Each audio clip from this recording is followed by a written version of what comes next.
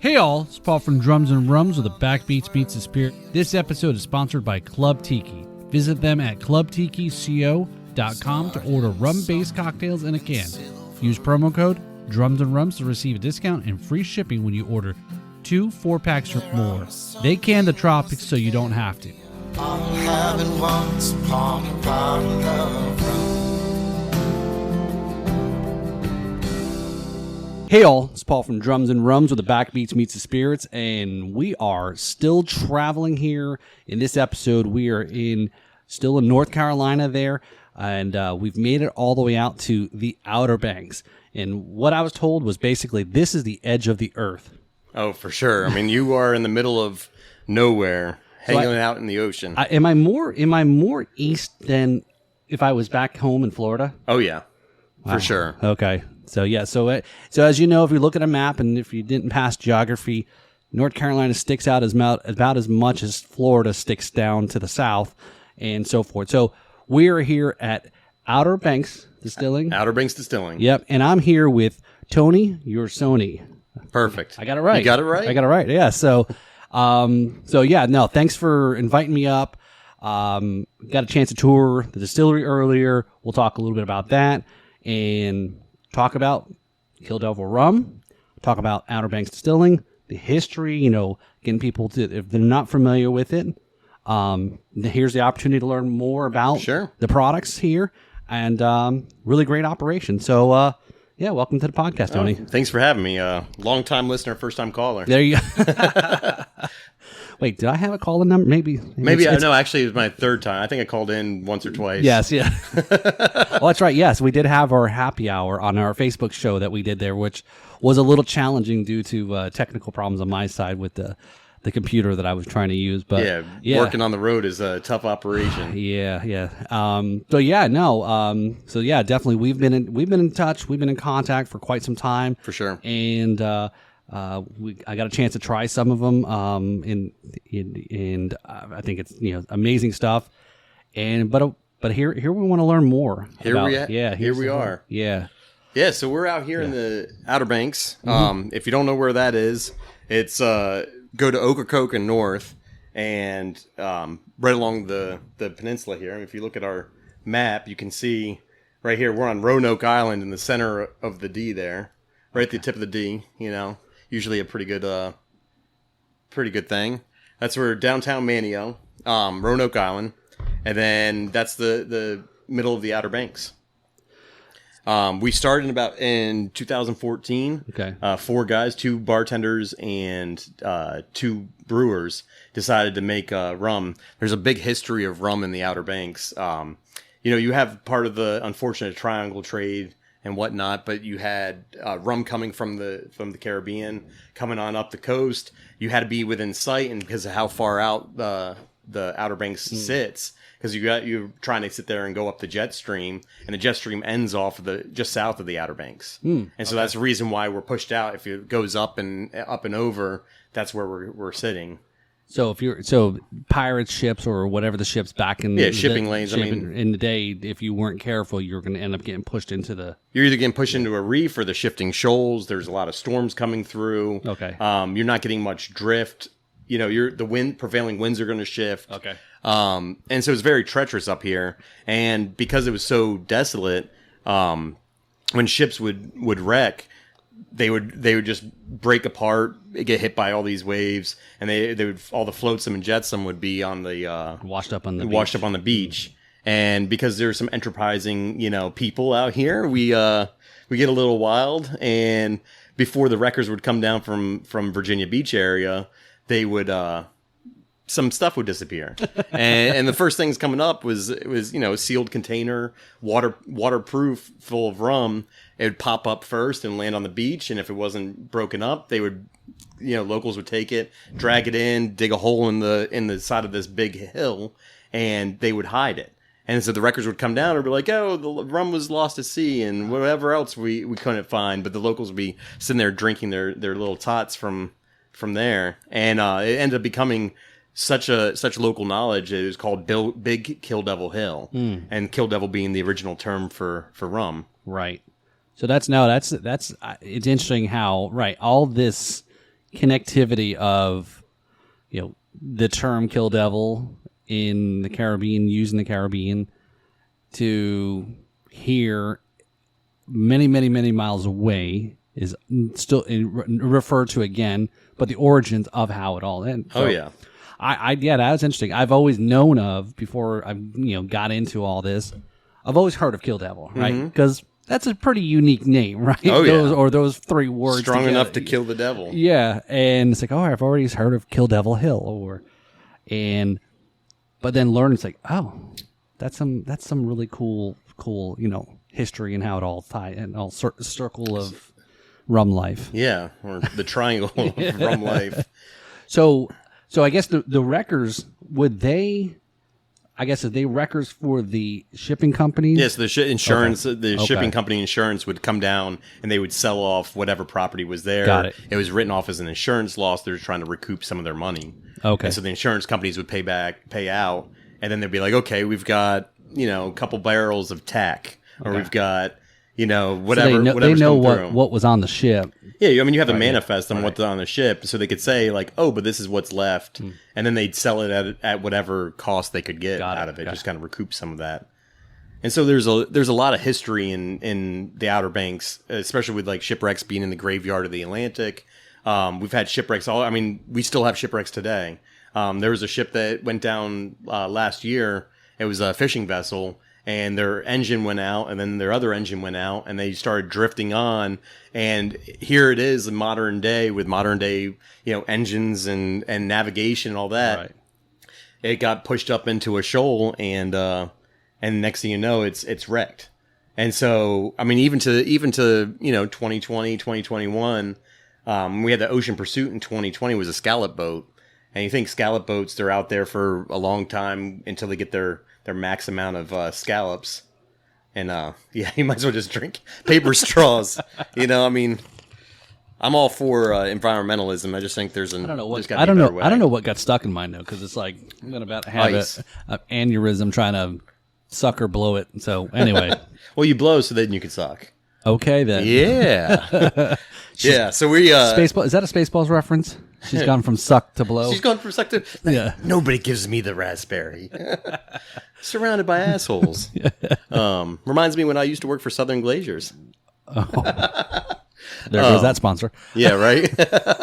So, yeah, I guess that, a lot of folks know, and again, because of the resurgence of all the Pirates of the Caribbean movies and ships and, the Royal Navy and the pirates and sailing all up and down from Britain to the Caribbean, that there was that many shipwrecks here. I didn't know that was the name of a bunch of them. We still find them.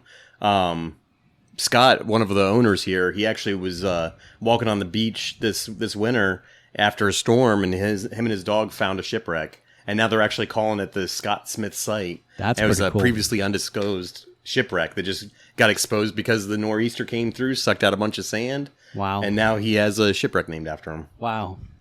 So speaking of the owners, right? So four owners. Yeah. Right. Adam and Kelly. Okay. And they were the brewers. Okay. They worked for Carl Strauss and Weeping Radish, a couple other bigger names. One's a Siebel Institute graduate. Okay. So really into the fermentation science, like actual fermentation science, not just like following a little recipe and being a brewer, which is a tough job. Production is a tough job, but coming up with recipes and understanding how that works. Right. And what we would try to do is we try to make a molasses-based rum. We like molasses-based rums. We like things that are unaltered, unadulterated. We want to stand up behind our product rather than, you could put it in a cocktail. Please enjoy it however you want. you can shoot it. You can put it into a cocktail. You can snort it. I don't care. You can dump it out and buy more. The sales guy in me is saying that. But we really try to stand behind our product. And so controlling fermentation allows us to do that without adding anything post-distillation, not having to rely on sugars and flavoring agents to really bring out flavor. Now, of course, we do have an altered product here, but that goes into a history that we can continue to talk about. Yeah. So starting back, Is it 7 years? 7 years, yeah. Okay, so 2014. 2014. 2015. Okay, 15-ish. Yeah. So the guys got together, decided to, Yeah, so two were brewing at Outer Banks Brewing Station at the time. That was Kelly and Adam. And then you had Matt Newsom, who was a bartender up the beach and was also helping with the assistant brewing and, cleaning, sweeping floors and learning the brewing process. And then Scott Smith was bartender there. Okay. And, Scott went in the back one day and goes, hey, have you guys ever made rum before? And they kind of like look at each other, Kelly and Adam, and they're like, who you been talking to? And they're like, what? And it's like, meet me. And they slid this piece of paper. Like 5 minutes later, Scott was up there bartending and they slipped him a piece of paper that says, meet me here at 7 p.m. and we will discuss something.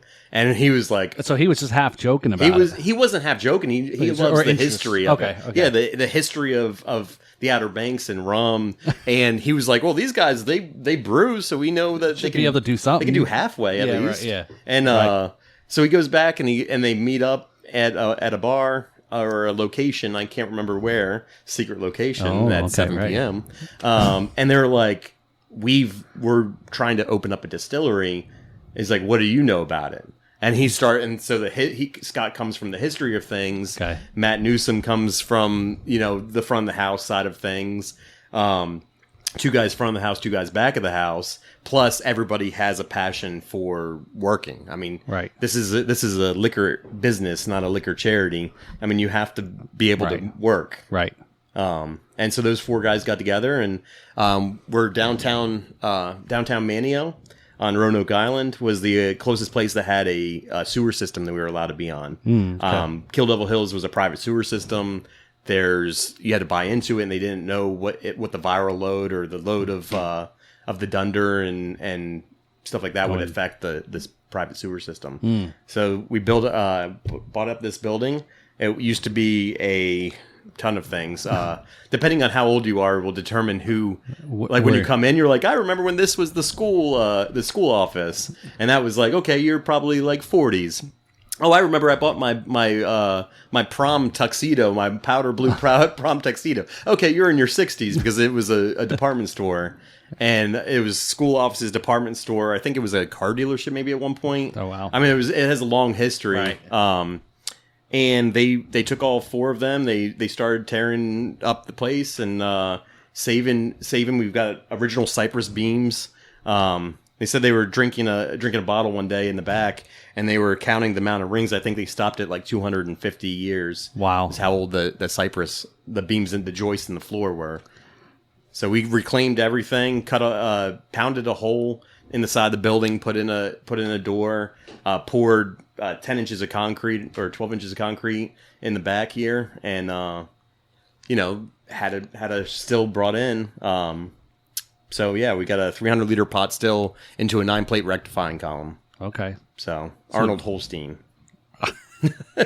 No, that's the actual distillery or the equipment name, not what we named it. Oh, okay. I don't even know what we named it. I don't know. I thought, yeah, it was definitely, if it's size, it was like Arnold Schwarzenegger kind of, reference. That's a Holstein size, and then you got the heifer size, and what other kind of cows we can come up with. So yeah, again, we again, as rum being made from many different places, and we were talking earlier. It just something that kind of came to mind about I think it would be a great thing to cover or a topic. And hell, maybe even maybe it's more of a distiller's roundtable idea about just the just kind of people appreciate how the nuances of how to make spirits. Well, we'll say rum, and how to all the other legalities and all the other things that go with it. How to get into people's hands, from point A to point B. And we were just talking about that, right? We went and grabbed lunch at down by the marina and say, all right, so the fish just came right off the boat, went right into that fish market, and it's being sold right there. Okay, no one else's hands are touching it, and there's no exchange of whatever, and there's no middleman, etc. But spirits is a different thing. Yeah, legally, I mean, the federal government when they passed the 21st Amendment, they said, okay, it's not It's not illegal anymore. Right, but then the states go, well, some people go, okay, I'm wiping my hands of it. We're just going to collect taxes. And then some states go, no, we're going to hold off, or we're going to control it. Right. And then there still has to be a 3-tier system. So you have the producers, the distribution, and then the consumers. Right. Okay. You know, so on the retail side. Right. So you have to distribute it, and you have to distribute it through some sort of distribution. Right. In the state of North Carolina, it's a control state, so the state distributes it. However, they contract out with the company who does it, and so they just collect the taxes, and they control the sale of it, but they have a company that comes in and just do all that. Literally distributes it. Mm-hmm. Yeah. So yeah, challenge is to get your product to market, right? Especially in that sense. So the 4 guys started up and had brought different skill sets to the table, which was obviously it's great that everyone has a little bit of a different nuance and to bring into it. And then 2015, 16. But then it takes time, right? Yeah, so we started with a single product, which was our silver. Right. We can taste some if you'd like. Sure. Okay. We use grade A molasses. We get it from Port Allen, Louisiana. And what we do is we put it controlled fermentation from start to finish, about 8 days or so. 7 to 8 days is usually where it's running. We put it into the still, the 300-liter pot still, 9-plate rectifying column. Comes off about 180 proof. And then as you smell it, I mean, you can smell it's lighter. It's definitely got some more of the marshmallow kind of style, like cotton candy, but not sweet. Right. Like that. Just enough. You get a little bit of ethanol bite. And you get a little bit of complexity off of a silver. The silver's, we wanted something you can put into a cocktail you can drink straight. And being a molasses-based rum, it's going to have a nice definition of flavor there. Right. You get a little bit of the darker notes. Makes a hell of a daiquiri. That's pretty much how we defined it. We wanted to have a daiquiri rum. Right. Rum that you can have well balanced. We didn't want to add sweetness to it. If you're going to make a cocktail, you can add your own sweetness to it. Right. We want something that's well balanced, a little bit more refined in flavor, so you could drink it by itself. Right. 3 ingredients, folks. Remember, daiquiris. And again, you're definitely going to know what a rum tastes like, or the type or flavor or whatever from a well-made daiquiri. Yeah, right, we know we talked. We use a blender, right? Yeah. No. It's broken. The blender's broken. Sorry, bro. Yeah, it's almost like McDonald's. Yeah, the blender's broken. Blender's broken. The ice cream machine. Yeah. So that's our thing, and I mean think about daiquiri and the daiquiri spec in general. Like you have your sugar, you have your citrus, and you have your spirit. There's nothing to hide behind in that, right? And that's where you really can taste the product. But if you take it by itself, of course, it's not. I mean, how many people shoot rum and drink a beer? It's not many, right? But you can, and you should be able to stomach the taste of the product. But why would you? I mean, I do. I mean, I like it because it's less sugar and I don't have to deal with the hangover. I can drink more calories in rum than the sugar. But I guess I maybe I'd live a sheltered life, but I guess what I mean is I would from my experience, you're shooting more other spirits than you are rum. Oh yeah. Well, I don't shoot back anything anyways. Yeah. If somebody orders me a shot, I'll take like a mouthful, right? But I taste it. It's not for effect; it's for flavor. Yeah, right. Like I drink for flavor. You're trying to enjoy the whole. The thing. effect is nice, but it's not. If I just wanted to, I could shoot up, ethanol or something and get twisted for nothing. Well, it's kind of all right. So that's my bad. So it's kind of like what we were doing here. We were just. Yeah. Right. Taking it easy. Yeah. You take a couple sips. You swish it around your mouth. I mean, if you can't swish it around your mouth, then there's issue. And plus, when you get into the tasting of notes, I know you're doing the rum program, right? when you get into tasting notes, there's different parts of your palate that pick up different things. And I know that the high proof ones kind of tend to kick you up. I always hear it in your voice. You're like, ooh. But with it being a higher I guess proof, I must be a shitty poker player, I guess. no, I think you're enjoying yourself, and if you're going to enjoy yourself, there'd be facial features, Right. or else your wife would get mad at you, right? That's right. The O face. Yeah, you have to make sure that you're enjoying yourself. Nobody's going and taking a drink, you know. Like if you No, are, that's that face you just made there. Yeah. So you got to watch the video to see Tony's face that he just made. That's a face of if somebody's sipping it.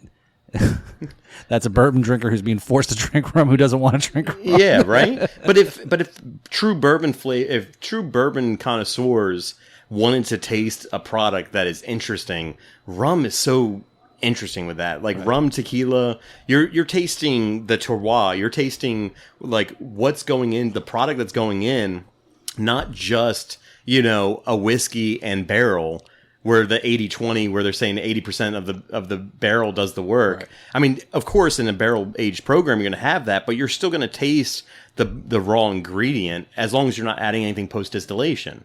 You want to taste how dry was it, how sweet was it, what's happening in there, the types of cuts that you're making, right? Because the different alcohols that come off in your heads. There's so much different flavor. I mean, we all know that if you take a sip of something and you're like your mouth's burning, your eyes are watering, it's probably not as good. And ethanol will do that to a certain extent. Of course, you'll have that burn there, but with the different alcohols in solution, you're going to have different flavor profiles. If it smells like rubbing alcohol, okay, that might be more ethanols. But if it starts smelling like nail polish remover, that's your methanol. That's like those different alcohols that should be cut off. Right. And then you get into the tails with the bitterness and stuff like that. So with the silver rum, you roll it around your tongue, see what the effects is. The alcohol burning you? Is it not? Even you tasted some earlier of 180 proof, right? And there was burn, but it wasn't like your mouth was on fire, right? Because it didn't have those methanol or something like that. You did something like that. If you breathe in, you breathe out, and the heat starts rising, and you start feeling it in your nose. Your eyes are watering. That tends to be a marker for heads. And then when you get towards the bitter side of things, you're getting into those those darker notes. Some are good, some are bad. Or in your tails, you start tasting these different things. And sure, in the definition of flavor, the esters and stuff like that, in an aged product where it can get mellowed out by the barrel, the charcoal, the wood actions, the wood sugars, right? The esterification. I think I'm saying that right. Yeah. Sorry if I'm not I'm a professional, but I'm not that professional. You read it more than, and I know what it feels like, but I don't know how to speak it. Right. But all those things that say bourbon relies on. I mean, if you taste a young bourbon and they're like, "Oh, it's too young," and everybody's like, "Hey, I like my whatever, Buffalo Trace. And Buffalo Trace is the best bourbon out there." And it's like, no, that's an entry-level bourbon. And maybe if you can't get it in your state, then yeah, you might think it's harder. Yeah. Right. But that goes into the marketing of things. Right. So if you're saying, okay, is it good because it's rare, or is it rare because it's good? True. Right. And so you get into the marketing and the business side of things. Sure. I mean, again, you have to make money and how you taste it. But if you truly want to experience something, rum is so good in definition of flavors and the location. I mean, if you go into our gold rum and you start tasting a little bit of like saltwater taffy almost, not that it's salty, but you start getting into these saltwater taffies because the salt in the air is coming. You can see the ocean. When I was out earlier, I was like, I can smell it, right? Yeah. As every coastal person knows, there's a range where salt is in the air, and all of your garden furniture is getting eaten up, and your car's rusting out. I see a lot of plastic around here. Yeah, yeah. I mean, you got to make sure, right? So, is the the light here, the silver, the foundation for the other two? No, and yes. So it's the foundation for our pecan. So starting out, having our silver product, great. And to be fair, we wouldn't be anywhere without our people that have purchased for us for years, and our fans and people that come in and buy, because I mean, you all have to start somewhere, right? You're not going in. And our first stuff was pretty rough, and people were like, "Oh, I like what you're doing," and spitting it out, or like you see their eyes watering and tearing up, and you're like, "Oh, they're proud of us." And you're like, "No, it's that bad." Yeah. And you get to that point, and then you go, okay, you learn and you improve, and you work your techniques, and you understand, hey, maybe this kind of went a little crazy. Right. Maybe the boiler was running hot that day, or maybe your hand, we're not a plug and play. We're not pressing a button and rum comes out. It's somebody turning a dial. Right. It's like driving a car. Like, you can have a Tesla and press a button and go from A to B down the road, or you could be driving a manual. And ours is more manual than it is the Tesla. Right. So yeah, so there is. I mean, I'm not saying that this is the case, but but anyone who is a craft distributor, yeah, I guess even because they're human, could have an off day. Yeah. And maybe there's something that happens or whatnot, and so yeah. I mean, there's science, there's art, Right, I mean, and what works today might not work tomorrow because Right. of atmospheric differences, or the temperature is different, or the yeast strain that you're using. Maybe it's a more active yeast than that. Maybe one's a little bit more dormant.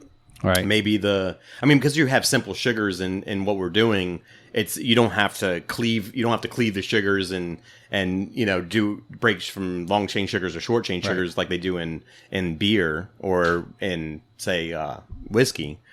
There's still some cleaving you can do, and if you really want to pitch, there's different things you can do to pitch and kind of intensify the amount of sugar that's able to be eaten by the yeast, or you can kind of like let the wash do it like that naturally. But you're going to have a different yield, and with those yields are also going to come, the esters, the flavors, the stuff that makes rum, like real rum, taste like rum. Rum, right. Yeah. So the next one here. Yes, the pecan. Right. Pecan. How do you say it? Now you've got me off. As a Jersey boy going into Florida. Pecan. Pecan do what? Nothing. Pecan. Right, I do declare. Paul. Right, pecan. Yeah, Right, pecan. okay, I get it now. Cool. It's a little pecan, slow. not I'm a little pecanut. So, we didn't have an aged product. We're not going to open up our doors and day one and say, here's our 7-year rum. Try it. Right. Because we don't, more power to you. If you want to buy your rum and do that, then there's different business models. Right. And we don't hate on that. And there's room for all these different flavors. And it's kind of like motorcycles, if you're on two wheels, does it matter if you're on a Harley or a Sportster or a sport bike or something like that? As long as you're on two wheels, same thing. And we're in rum. There's plenty of room for whatever you like, as long as you like it. This is, I equate, food and alcohol like sex. You have to have consent to do it, and everybody likes something different. So we like to joke around, say this idea hit us in the head. We have a couple pecan trees out back, which I say pecan, but I also say pecan pie. Maybe it's depending on how you're using it. Yeah. So what we did is we wanted to highlight North Carolina agriculture. We try to stay as local as possible for everything we do. We wanted an American sugar production. We also use, and we'll get into that, Caribbean Fancy, a couple other different types for different products. But our main base is an American molasses. We wanted to highlight North Carolina specifically. And when we think North Carolina, pecan trees are everywhere. And we have some on the property. It was hit us in the head while we're outside, drinking a little rum. And so we were like, well, what if we do this? So we tried breaking up the shells and putting it in there. We tried, keeping them whole. What we found was we end up taking the whole, fruit of it, or the nut. Right, yeah. And we take those, we have them shelled, and we soak it for what ends up being 7 to 10 days. We do it by flavor, not by, again, that's where the art is, feel, right? Yeah. So maybe the sun got on those trees a little bit, or there's a little bit more bitterness coming out, or something like that. So we start tasting it and determine where our level of flavor. So the color will change because we don't do any type of we don't do any type of caramelization or coloring agents. So we still try to be, upfront about everything. And so you smell it on the nose. You get a little bit of bitterness on there, really of the nut. Right. And then when you taste it, you're going to taste the tannins and the bitterness of a pecan. And then you're going to have a little bit of sweetness on the end with the honey. And so we get our pecans from, see, I just said it 3 different ways. We get our pecans from Mans Harbor, which is about 5 miles as the crow flies. And then we get our honey from Wanchese, which is where we had lunch earlier. Okay, yeah. So totally local stuff, right? Yeah. Support local. Support local. I mean, you have to be about it. North Carolina's motto is esse quam videre, which is to be rather than to seem. And if you think about it, like, you could be seen as whatever but behind closed doors, if you're not about it, then you're not that. Right. And at the end of the day, like, morals cost money, and you have to be about who you are, and the way to do that is to actually do it, to exercise that. So there's nothing else other than putting pecans. Our silver rum, 100 pounds of shelled pecans. We put them inside dry hop bags, soak it there for 7 to 10 days, pull it out, and then add a little bit of honey. And when I say a little bit of honey, it is not super sweet. And the honey is very minuscule. I mean, low residual sugars. You're welcome, Scott. There's definitely, like, it is a little bit sweeter, but that's more for the balance of the nuts. Right. That darkness, that bitterness that you're going to have, as everybody who's ever had a raw pecan will tell you, it's definitely dry. I mean, and if you really want to dry something out, it's one thing, but then you can taste it with a little bit of the honey. Right.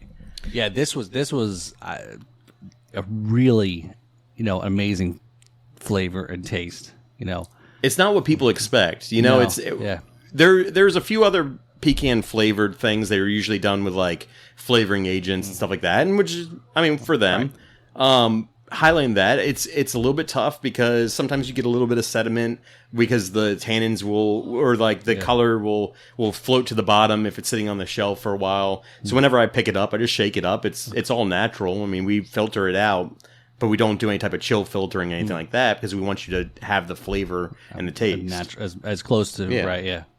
And then we pull them out and candy them.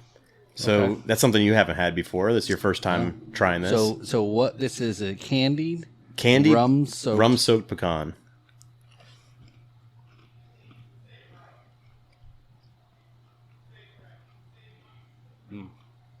I may have to take some home with me. Yeah, the flavor is crazy, and it's not something you can recreate. I mean, I'm sure some flavor scientists can go out there and spray something on there, but I mean, that was we first gave them to pig farmers. Pig farmer came by and would take the pecans and fed his pigs, and then they got drunk. The pigs are all in AA now. they're somewhere. But yeah, so then we're like, oh, what can we do? Oh, it's another product that we can produce, and again, it's the liquor business. Yeah, you have to make money where you can, and without charging a premium for a non-premium, or you have to find your little bit of way, right? Your wiggle room. Yeah. We started candying them, and it was been a different revenue stream. And, between that and having T-shirts and having, all the tourists that come through, the locals, right? The people that have supported us from day one, and the new people that come in through the doors at any moment. So now where we're at, again, if you're not familiar, as Tony had mentioned, the location, but it is between here and then, even for someone like myself in Florida, where we have a lot of barrier islands and bridges and things like that. This is really a unique, where we went over a couple bridges, a couple long span bridges, and we're not even really on the beach yet. Yeah, no, I mean, we're an island in the middle of a sound. Right. And so you get a lot of folks that come through, obviously further out over in the beachside area, that come through the tours and all of that. So How did that eventually evolve? Obviously distillery first, right? Yeah. I mean, we're a distillery, and Right. we really want to make a premium product. Right. We went to school for it. Everybody took their classes. Arnold Holstein put on one. You got Moonshine U. You got a couple different places to learn how to distill, and then hands-on experience. Over the 7 years of selling a product, and you learn how to get better in process improvement. Things change. You start selling more, which is beautiful. And when you can sell more, it's always great. And so you have to start producing more. Right. So we started with 4 guys. We're up to 13 people now. Okay. We've been able to, when we first started, we weren't even allowed to sell any bottles here. You had to go to the ABC store to buy a bottle, and they allowed us to sample people. And then it was 1 bottle per person per year. Had to take a license. I know Eric said it yesterday. I mean, you had to scan a license. You had to keep that on file for the year. And somebody's like, "Oh, well, what about my son?" It's like, "Well, he's not 21." Yeah, but I am. It's like, well, you can't do it. Right. And you did that, and then it was like 5 bottles per person per year, and then it was wide open, and you were allowed to have a bar. And we're like, "Oh, great!" But our business model didn't have that because. We didn't. Yeah, initially what you didn't set out for. Yeah, so you had like a tasting room, which a tasting bar is a lot different than a bar. Right. Tasting bar, if you can fit 30 people in there standing shoulder to shoulder with a small plastic cup and sipping it, it's different than if you have a cocktail or anything like that. But good people comes good people. I mean, we were able to pick up a beverage director. Came from the beach. He was a young enterprising bartender on his way up. As these guys were getting out of the business, he was in the business.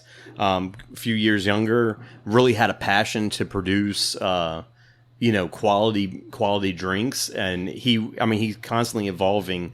I know we have a couple of these drinks in front of us, and you've had one earlier. Right. I mean, he'll do anything from a rum and coke, like a frozen rum and coke, which you're drinking. And put a little bit of Angostura in there, and you freeze it, and maybe a little bit different, on the nose, but a little bit off. And then he has stuff like seaweed infused coconut water in a cocktail.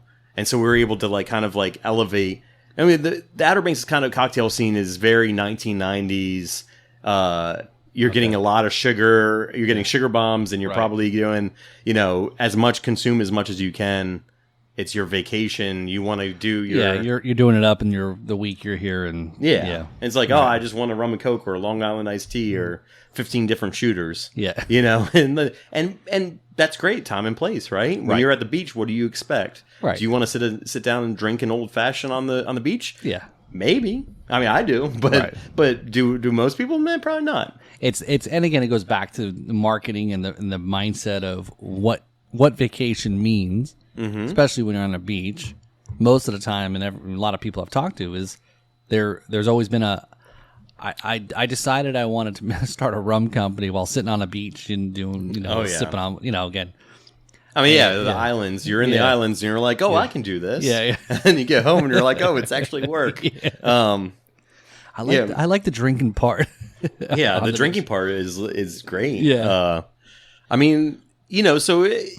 As you're doing whatever, knowing that it's a business, I know a lot of people, they're like, I finally got my nest egg saved up, and I've always wanted to have that classic car, or I always wanted to open up my own distillery. Right. And then you have this possession, then you realize you have to maintain it, and you have to nourish it. And because it's a business and a fledgling business, it's hard out there. Yeah. And if you can even produce a good enough product to sell, because, your friends are going to run out of money at some point. Your mom might love you, but she might not love you that much. Right.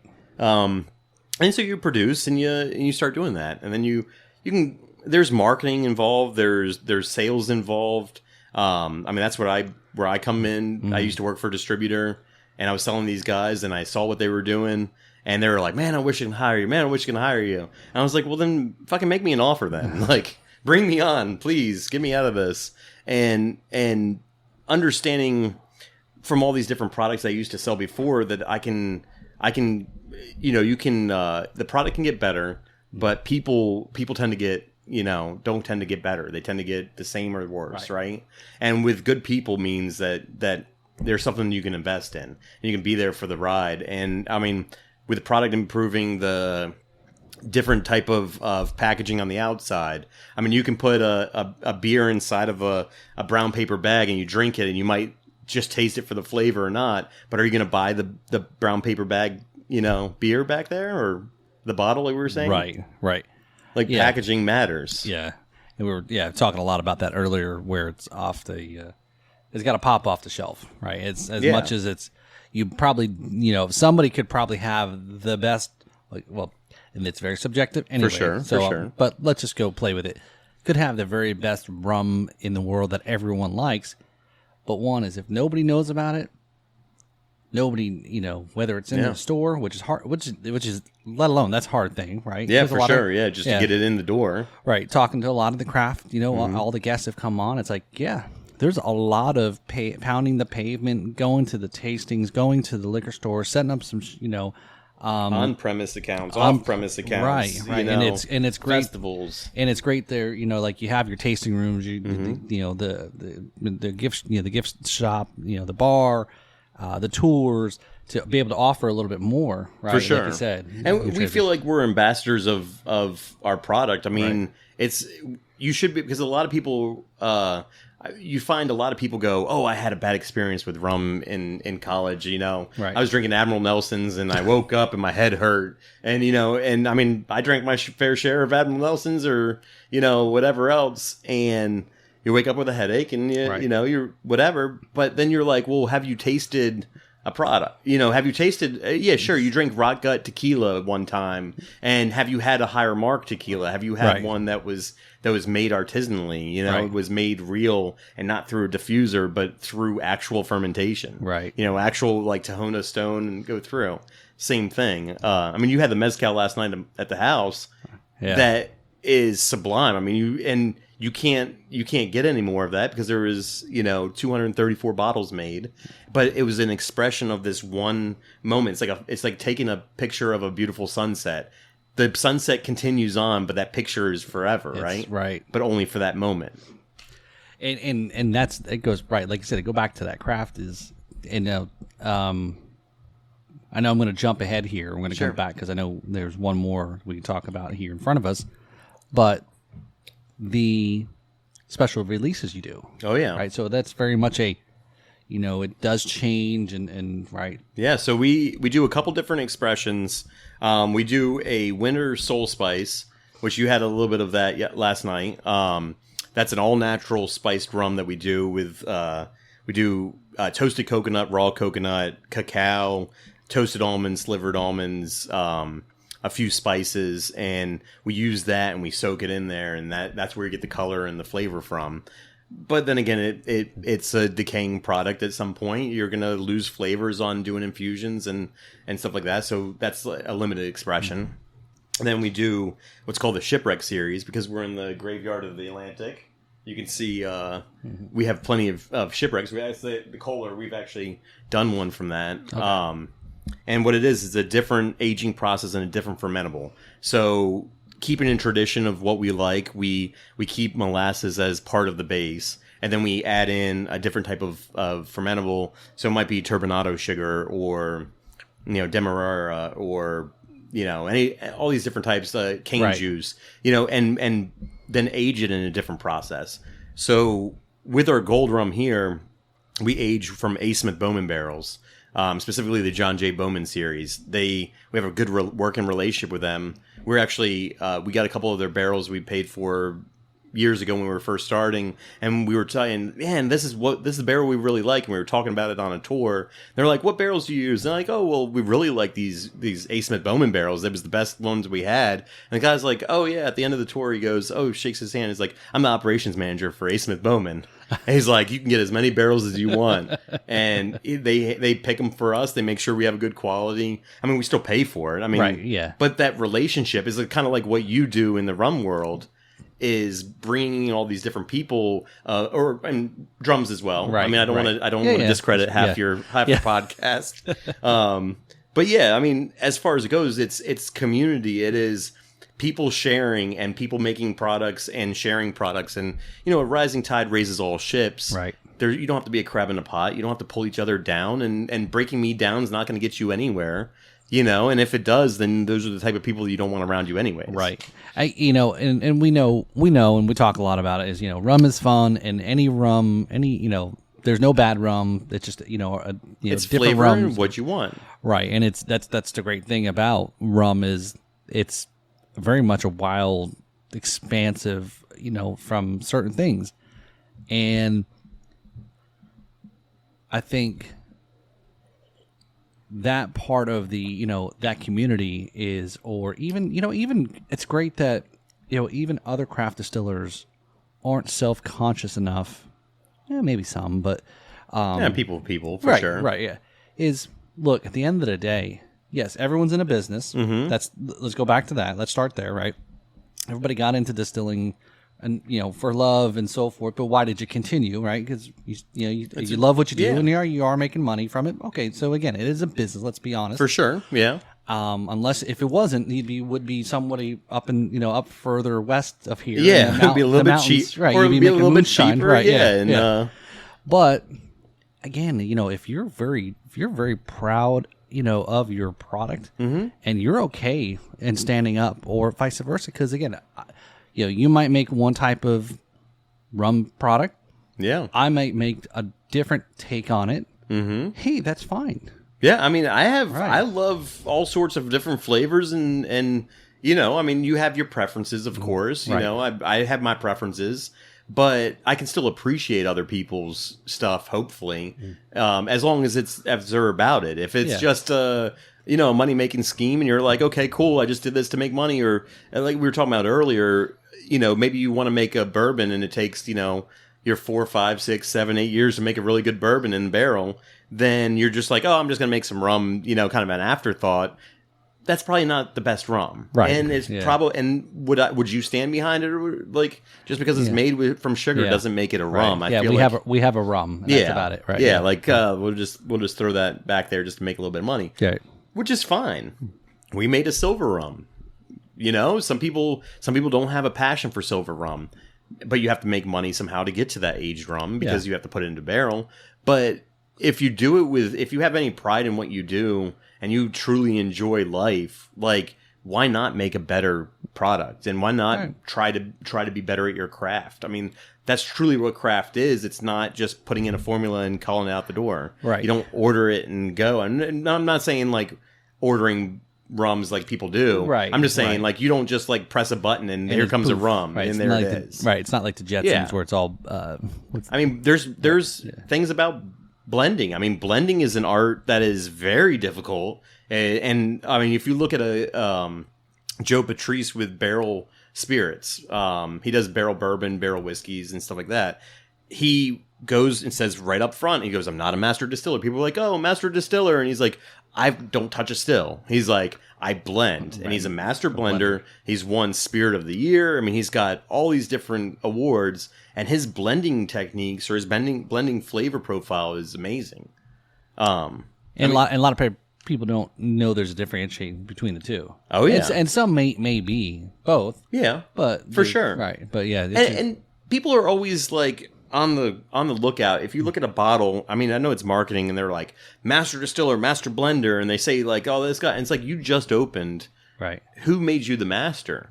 And, how do you consider that? Like, what kind of? I mean, have you furthered the craft? I mean, can you call yourself doctor as soon as you go to school? Right. Yeah. Hey, just because you went to school for 8 years in college doesn't mean you become a doctor. Yeah. I mean, I went to school for at least 6 in community college. But and there's some people that are that I've talked to who are very conscious about accepting that title from somebody because they know they don't maybe some of it is self-deprecation or some but you're modesty for sure. Yeah, modesty. Yeah. I mean, you can. I mean, truly, people will tell you who you are by your actions, by your words, things how it is. You might think that you're something, but if you don't live that life, then you aren't that. Right. You might think you're I'm Joe Schmo walking down the street. I'm the biggest, baddest guy in the block.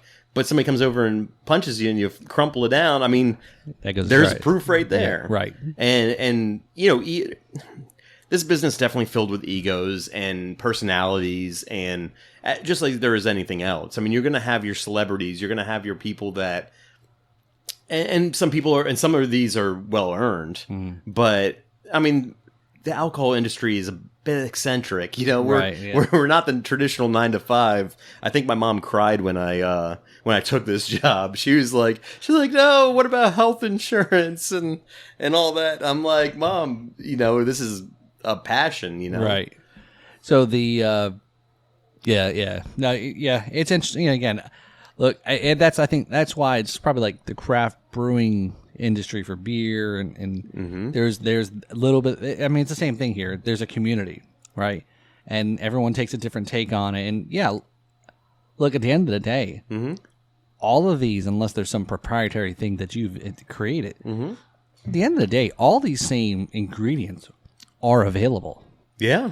To everybody. I mean, how much music can you make with 3 chords? Right. You know, yeah. I mean, like, it's all, I mean, everybody's got a kit, and if you're playing drums and you've got a hi-hat and you've got a snare and you've got yourself a bass drum, you can play different tempos, you can play all, but it's the same ingredients. Right, yeah. You know, you're still hitting a bass drum, you're still hitting it, Yep. and how are you hitting it, and what's your, you know, how are you're going with it, what type of flair, how are you holding it, you know, and all these differences makes the music. Right. The arrangement of all the parts that go into it really makes, and yeah, maybe that's a good analogy there about the music part. So Thank you. You can pay me later. Sure. Well, talk to my agent. Yeah. So, all right. So the last one here is our gold rum. Okay. This is a product that will be going away at some point. We produced at the time that we produced it, we still produce. Well, we stopped producing it. We stopped putting it into barrel. But the flavor profile that we wanted, with the skills that we had and the ingredients that we had, we wanted to make an aged rum. And in this aged rum, this is it started out as a year product. When we first laid it out, it was bland and a little thin, but you know, you have to make money to be able to put more in a barrel, and it takes years and years to come up. And we found that this is a good product. This is something we stand behind, but it's also not it fits in this kind of niche of, it's not a 5-year or a 7-year product. It's a gold rum aged. This one's aged for over 18 months. Of course, get into blending. You're going to have different things mature at different times. And we found after that 18-month mark, or around that 18-month mark, we had a flavor profile that was what we wanted at the time. Now, with our experience of doing like things like the Shipwreck series and learning these different sugars and different recipes and different ways of doing it, it gets that knowledge. We're like, we want to produce something that's a little bit different than this, that will go in the future. Now, obviously, we're still producing, we're still selling it, we still have barrels of it, and it's good. And if you taste it, it has, you know, buttery, oaky notes. It's got a nice saltwater, almost banana taffy, but not on the sweet side, more of like a mouthfeel saltiness.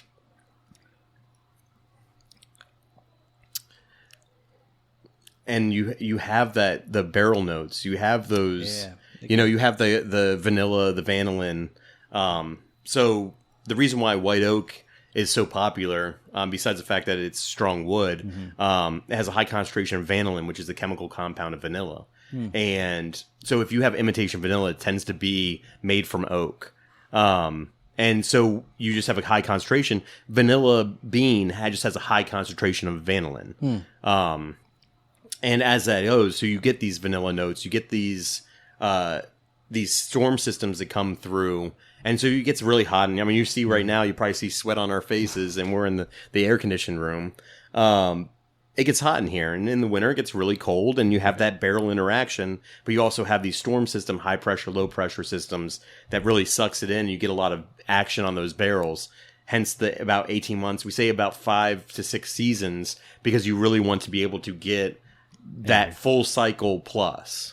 So it's a full consistency of of up and down, and being able to blend through to keep a consistent product where batches, and I mean the flavor of our pecan tries to stay the same, the colors, the variance, and we allow that variance to sacrifice to the flavor.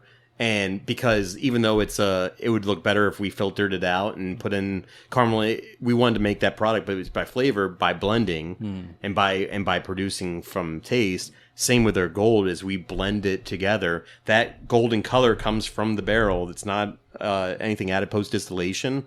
All that flavor comes from the barrel, and you get all those notes based off of that. So how many years or how long is this in the barrel? A minimum of 18 months. 18 months. Okay. Some more than others. When it first came out, it was about a year product. We don't have an age statement on it because it's about flavor. Right. But yeah, so it was about 18 months.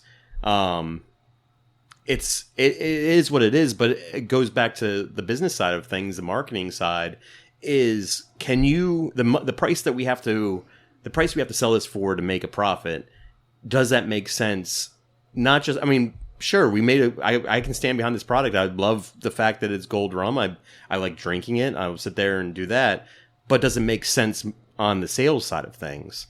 And you realize that, you know, if you want to improve your game, you have to produce more and better. Right. And some products are not viable. Right. Yeah. And if any company that is a distiller who's only been around for a few years and is selling a product that's aged longer than been around, you should kind of put up the old spidey sense and say, and find out who produces it. I mean, there's and maybe there might be a reason, or I mean, hopefully they're upfront and very transparent about it too. Yeah, you think about, I mean, especially in the rum world, it's prevalent and for a good reason. There's great products out there. You know, when you get some Foresight stuff, you can get like Holmes Key. You know, you get into stuff like that, and there's great products out there with like that might not fit in the like.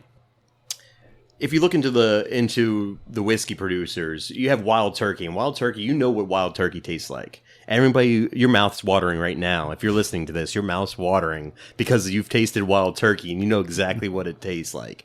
Or say Jack Daniels. You know what that product tastes like, and produce that flavor profile. Every barrel that comes out of that rick house doesn't taste like that.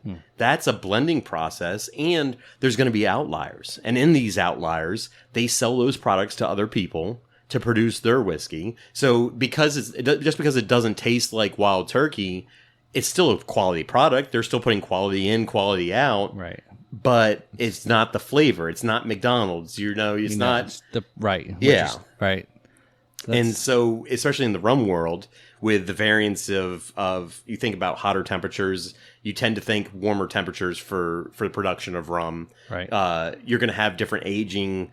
Maybe that barrel has more end pieces or the edge pieces of the wood, or maybe maybe there was a cold draft in that one particular spot where it was sitting. Just because the barrels are sitting next to each other, it can taste vastly different. I mean, that goes into the craft of things again. And to be able to produce something quality and consistent and have that flavor to be that, it has to make sense and it has to fit that profile. Now, if you can take that and sell it to somebody else and make money off of it, then sure. And if somebody goes, hey, I really want that funky, I want that really super funky one that, say like a Jamaican rum flavor profile, but it's coming from Barbados. Mm-hmm. You know, a Bajan rum that tastes like Jamaica, like with a high ester content, stuff like that. It doesn't necessarily taste like Bajan rum.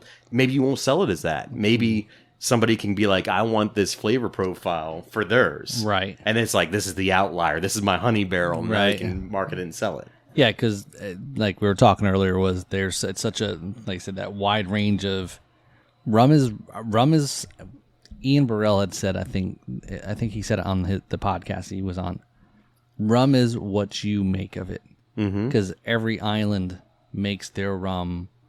It's very distinct. You go from island to island for sure. Different yeast strains, different ways of production. Right. I mean, you go to agricoles, and the reason why it is because it's right there. Right. And when you're pressing that cane juice and it starts fermenting, you not like if I try to make an agricole up here, it would be fermenting on the way over here. Right. Like it would start fermenting and probably blow up on 95 somewhere or on Alligator River going across the bridge gets stopped from the drawbridge. We have We can't get over to you can't get there from here because the truck blew up with over. Yeah, is this fermentation? I mean, fermentation's wild. So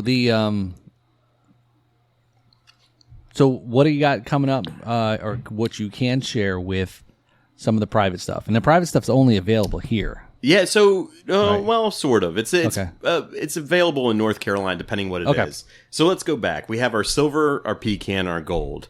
We have the spiced rum in the winter, which is we'll do that probably forever. It's really good Christmas around Christmas time.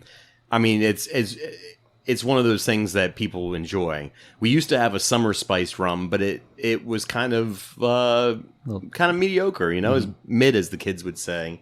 And it was good for what it was, but again, is it viable? And in the height of the season, do you really want to be messing with production schedule, or do you want to be able to produce enough to sell? Right.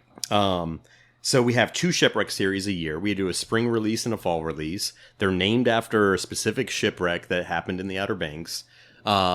We will determine what it is based off of something. Maybe the wind blew that day, or maybe you were walking down the beach and found one, or maybe it ship like when we were bottling one day, or we were taking it out of the barrel, and there's a shipwreck that just happened on the beach. I guess we're going to name it after that. But we really wanted to highlight the history of the Outer Banks and the history the living history. I mean, history is today, right? People forget that all history isn't years and years ago. Right. You make history every day. Right. And the shipwrecks aren't necessarily just pirate ships. It's not necessarily just ships from the 1800s. Majority aren't. Right. Yeah. So pirates were a very specific time frame. Well, there's still pirates today. Yeah, right. But the pirate's a classic pirate R that you're thinking of. What's a pirate's favorite letter? Oh, come on. Come on. Come on. Just answer it, please. No, I don't want to say please. It. Come on. Come on. Are you going to make me really say it? It's my favorite open. I give speeches all the time, and I say, what's a pirate's favorite letter? It's between Q and S. You would think so, but 'tis the C. Oh, damn. If I had my mixer board with me, you would have definitely got the... You would have got the... Oh, for sure. Yeah, you're going to get the rim shot. Yes, yeah. Yeah, oh, I once said that joke to a 100-person dinner, and nobody laughed, except for one guy in the background. And I think about it to this day, is he just goes, ha, ha, ha, ha. And he made my night. And it's because I don't have to be funny. As long as I'm funny to me, I'm good for that. Yeah. Thank you. I'll be here all weekend. So tip your bartenders and waitresses. Yeah, try the fish. Bing. But no, pirates. Sure, there's a history and naval warfare. The British Navy. Pussers. Right, the pussers came from the purser, the guy who gave up, your allotment, your tot of rum. And then, of course, you think of daiquiris, and you think of grog, you think of limes for scurvy, and scurvy wasn't this I got gum disease. It was a debilitating disease that killed, I think, 40% of sailors at one point in time. So drink more daiquiris, drink more with daiquiris. Limes to prevent scurvy. Okay? Try the fish. That's your Dr. Paul. Yes. But there's a lot of history, and there's history of that here. We had a product called the Blackbeard's Reserve at one point. It was for the 300th anniversary of Edward Teach's death. There's a pirate festival that happens here every year, and we were there, and it was the 300th anniversary of his death. We went out to where it was, and we had a product for it. It was a 2-year aged rum that we made in conjunction with the Tourism Bureau of North Carolina to really highlight that history. Sure, there's history of that, but there's U-boats that were sunk out here. People forget that German U-boats were off the coast here, sinking ships. Right. You have, merchant trade ships. The trade has been ships. Think about today, the shortages that you have. Shipping is still a huge way of things getting around. Ships today, they're bigger and they're beefier and they can carry more stuff, but you're still relying on ships. and today, and back then, with the advent of the sail power and wooden ships, there's going to be a lot more variance in how it was how they were able to get around. Yeah, and I it's I think that's a really good point. Is it's more than just because there's a lot of, again, you hear the stories all the time, and then especially I know it was kind of I didn't because I don't know a lot about the pirate lore or the history. I know Blackbeard is for sure, but here, of course, an area is going to embrace something for sure.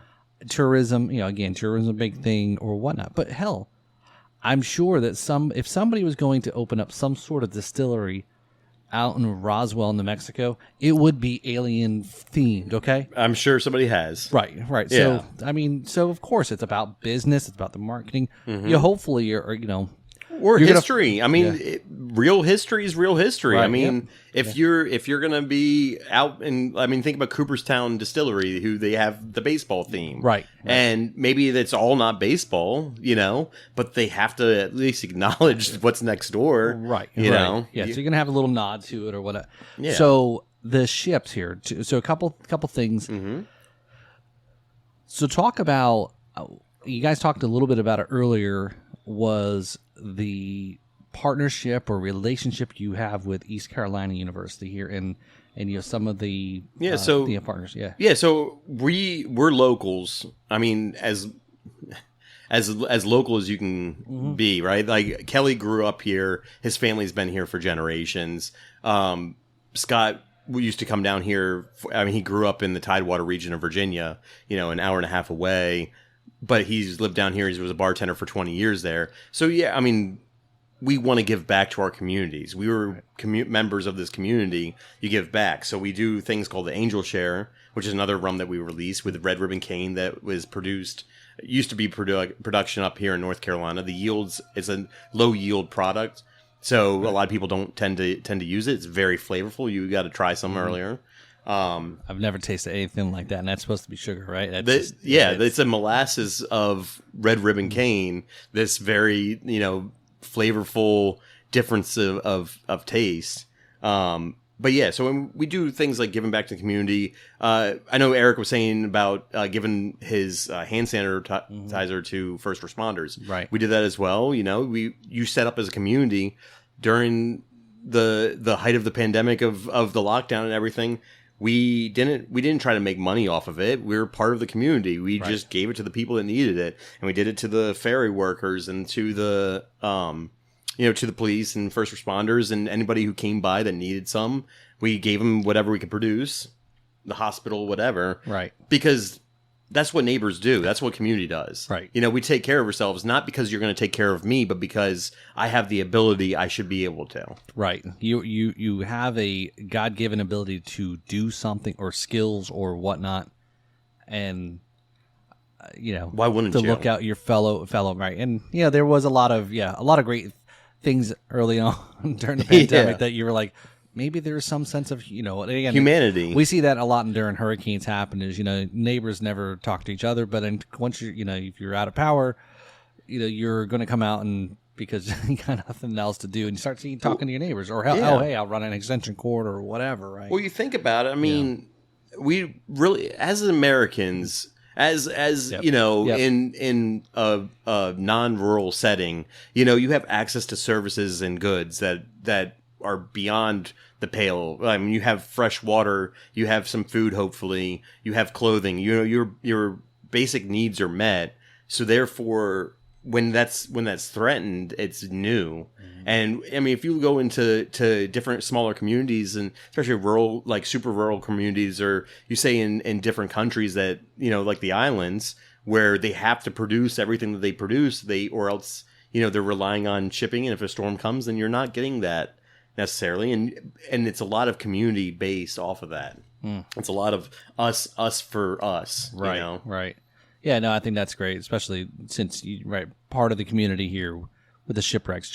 You tying in obviously with your special releases, supporting the local university here, and then their studies, and it's a harmonious cycle of, everybody. I'm not saying everybody watches each other. I don't mean it that way, but I mean, I think you know what it's I mean. it's you fit into where you fit, Right? And if you go into your local area, I mean, if you move into a spot and you piss off all your neighbors, then maybe they won't want you around, right? Yeah, yeah. If you happen to be running a business and it's not, and you're being, let's say a business that's not going to maybe catch normal attention from being questionable, for sure, legally, questionable.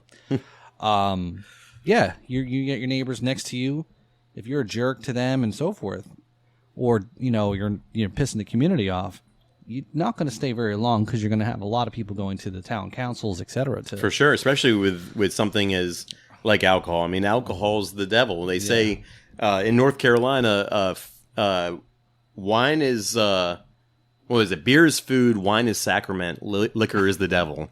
And that's how they produce. That's how they separate everything about. You can buy beer and wine at a grocery store, a gas station, but liquor's the devil, and it's closed on Sundays because that's the Lord's Day, and you have to control how much alcohol gets out there because you might go crazy. You might start. You can drink as much beer as you want, but you drink one shot of liquor and you're gonna go stab somebody. Yeah, control it.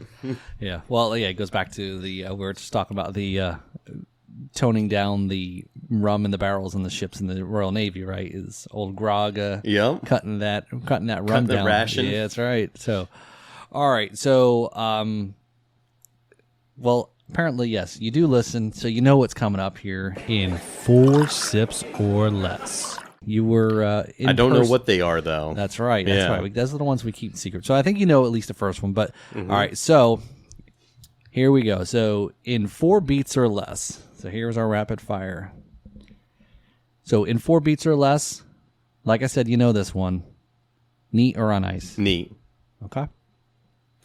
Instant neat. Okay. All right. Now, I know we talked a little bit about some music style, so I'll switch it up a little bit here. Okay. In 4 beats or less. I'm sorry. Well, shoot. Let me back up here. Beats. I know. Beats. Yeah. Wait, we're sips. Yeah, we're sips. On this. Yes. Sorry. So in 4 sips, right? So we won't do the first one again, but in 4 sips or less, who's your favorite punk band? See, that's one. Yeah. Lars Fredriksson and the Bastards. Okay, I will have to. I will have to. We will. You need to have me listen to them for later. Sure. Okay, so educate me on that. So, that was a tough one. But you did spit it out pretty quick. I mean, 4 beats or less. I'm glad you didn't go with something that was like more obvious to the mainstream people and so forth. So, which you probably would really despise on some of those bands. As long as it's not AFI. All right. So, in 4 beats or less, 4 sips or less. I've already been drinking a little bit. So, in 4 sips or less, what is something that you took from your previous job before joining this group that is something that was a skill, knowledge that you're able to apply to here? Okay. So when I worked for Southern Glaziers, before the Evil Empire, I had 50 suppliers that at one point I was the artisanal craft and estate spirits representative, and we had 50 suppliers and 300 products, and we had to sell all of them. And finding how to sell somebody something that they might not necessarily know that they want, like how do you get the dive bar to pick up Campari? Or how does a liquor, like a fancy cocktail bar, bring in Jägermeister and make that relevant? And so understanding how you can fulfill somebody's needs and solve a problem before they even know it's a problem, then you're more likely to be able to be an asset rather than a liability. It's not, hey, I produce rum, so you should drink my rum, because, that ego will get you only so far. But if I go, hey, you have, your Bacardi in your well, I can't beat the price of Bacardi. They can produce a lot more than I can. But if you say there's 12 drinks per bottle, on average, plus spill and everything else, and I say, okay, Bacardi is $7 cheaper than me, but you charge $1 more per of my pour, $1 more per pour, you can upsell people to mine, and you can actually make more money off of my bottle than you can with Bacardi. And so you're solving a problem before they even know. They're like, you're answering their no before they even said no. Right. And I think that having that flexibility and do it morally and do it through, through actual, like, you're not creating a problem. I'm not kicking you in the shin and being like, did you see that guy kick you in the shin? You should buy my shin guards, but like, answer those questions there. Right. I think that really helped. And so that's great. That's great. Cause, it's like one of those, look, they're in business, you're in business, but how do you present it in such a way that it's like, I'm helping you. Yeah. And this makes sense. And I'm not tearing down Bacardi. I mean, right. I think that you are going to have your mainstream. Captain Morgan's going to be Captain Morgan's, and people are going to do Captain Coke, like Jack and Coke. Right. But if you're trying to sell Jim Beam to a Jack and Coke thing, you say, okay, but what happens if you wanted something a little bit different? Right. You want to change it up. And I also think, Tony, too, is it's as you said, you've been on both sides of this. It's tough because some of those specialty cocktails that some places have, they are very locked in with some of the particular brands because of marketing and so forth. So you're right. I would say pay-to-play is still in effect. If you walk up and sit down in the bar and you might be at wherever it may be, okay, what do you want? Have a rum and Coke, and probably is in the well is hopefully at least Bacardi and not something lower than that. But they're going to probably say Bacardi because most people may not. Sure, they're not rum enthusiasts. Yeah, but it's the Kleenex problem. It's the specialty stuff that they put on that little cocktail card on the bar. Mm-hmm. That you're right, but it's some of the specialties ones is still that same product. So I get that they're trying to push volume through from their distributors is pushing the larger product. Sure. But I think that's an interesting point. Is like restaurants to try to give that opportunity. Say, hey, there's money to be made, and there's and you can elevate your customer. You don't have to be stuck in a rut and just get whatever it is and that's being a passive business owner. Right. You can actively teach your people. You can teach them, like when people come through and do a tour, we talk about rum as a whole. We're not just talking about us, because if they're if they are introduced to rum and can have an understanding of it, they're more likely to try other rums, and they're more likely to be excited about rum in general, and enthusiast, and purchase more. And I think that's why places that do have, either if they don't have it in property, on property, tasting room or the bar. Mm-hmm. I think it's important. Bar's important. Because then you got a person who can make you the drinks, and then also too is also help with sales, right? I mean, you're very knowledgeable in other aspects, so you can talk about making drinks. But then be able to say, hey, here's our cocktail program too to go with these products, right? Oh, so, for sure. You walk in and say, I mean, if you could buy a cheeseburger at a butcher shop, it'd probably be the best cheeseburger you've ever had, and it behoove them to do that, because then they're going to sell more beef. Right. And sure, I mean, that's business for you.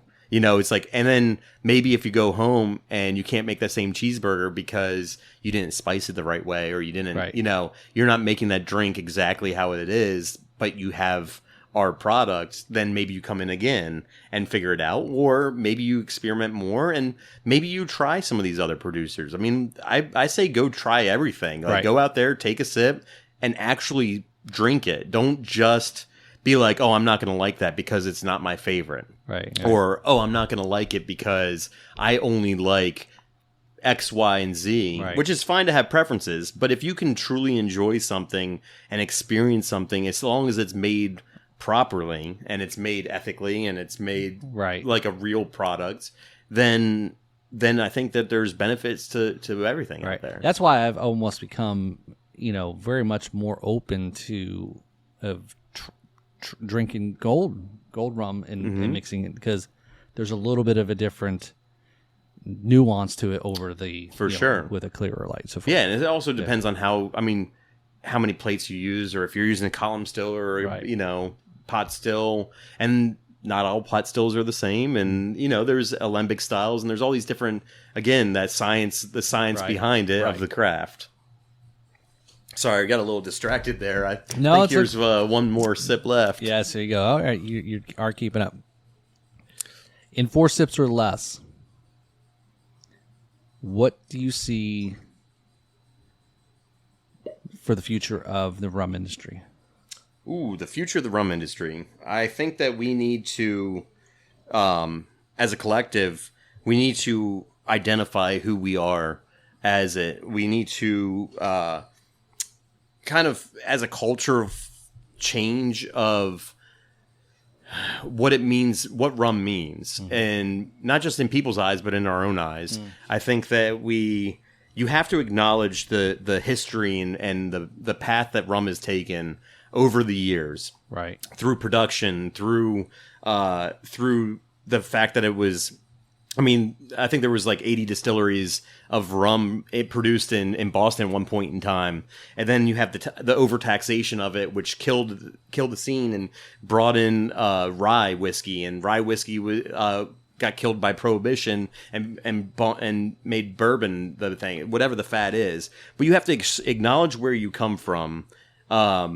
Make peace with that and understand that, like, yeah, there's troubled history and a lot of things that we have in life, but if you can acknowledge that and make amends and, you know, get away from the overcharacterization of disenfranchised, you know, communities or, you know, or people, and instead of stealing from that culture, is create a different culture of what you are as rum and what we are as rum. I think that is a huge hurdle that holds us back as a community. I think that,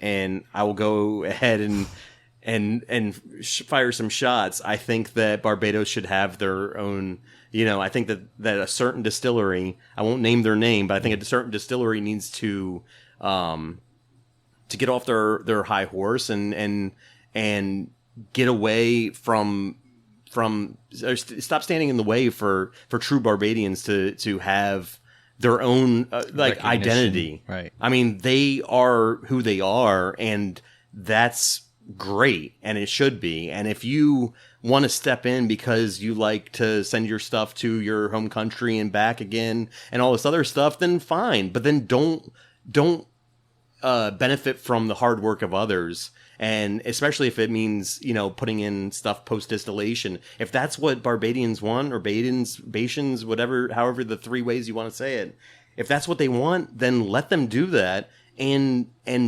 be real. You know, like, you can still have a product that is relevant and not have to call yourself and stand in the way of you know, the people that are around you. Sorry, I get a little heated about stuff like that. But yeah, I mean, I think overall, us as rum producers and rum enthusiasts, we have a responsibility to acknowledge history and continue on with what we want our legacy to be. Right. And I think that's why, you know, I mentioned it last night. I think it's a little tough for rum here in the U.S. produced, because it is produced many different ways that are based on other locations. For sure. So you can't even say really American rum. Well, I guess you could. Yeah. You could, right? Because it's made here in the U.S. And it has a long history in America. Right, so... I mean, the first taxes were on alcohol. Right. And until the Prohibition, the taxation of other goods and services were a lot less. They didn't have income tax before that. And, right. I mean...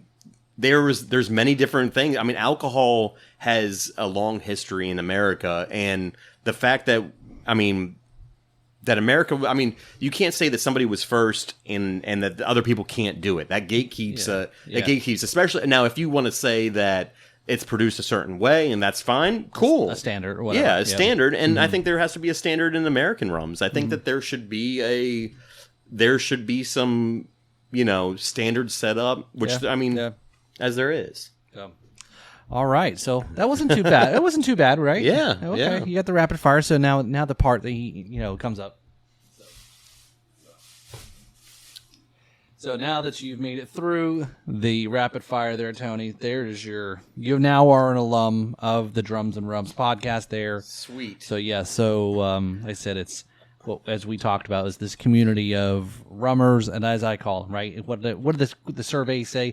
Is rummers and drummers. Rummers right? and drummers. Rummers and drummers, or drummers and whichever you may fall in distinction. So, thanks for... Let me take a page out of Eric's book. Oh, okay. Look at this. It is rum. Look at this, gals. We're putting up this on Patreon. Guys. Oh, guys. We don't want to. That's true. We don't want to leave anybody out. So maybe we'll put this on the Only Rums page that we have there. Only Rums. Support the Patreon.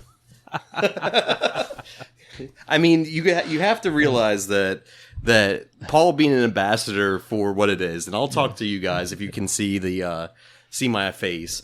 Paul's an ambassador and I really appreciate what you do as a person and your professional life on both sides of it. Being an ambassador to rum, to what we have passion for, to have this, or drums and music, and bringing that to people, you're a community builder. Let me drink another sip. Yes. 4 sips or less. Thank you. But if you are listening to this, like, subscribe, review, subscribe, rate, and review, as the shirt says. That's right. Give him the benefit of a little help. If you enjoy what it is, then you should support and help him out as something as easy as a like. Mm-hmm. So I appreciate it. Now, thank you, Tony, and definitely thank for the hospitality. I know the hospitality is not going to end after we hit the record button. Looking forward to hospitality this evening. Oh, yeah. Whatever that may be. Hopefully I do make it back to Florida. Keep an eye on the Facebook and Instagram and YouTube. Yeah, that is going to be, we may have to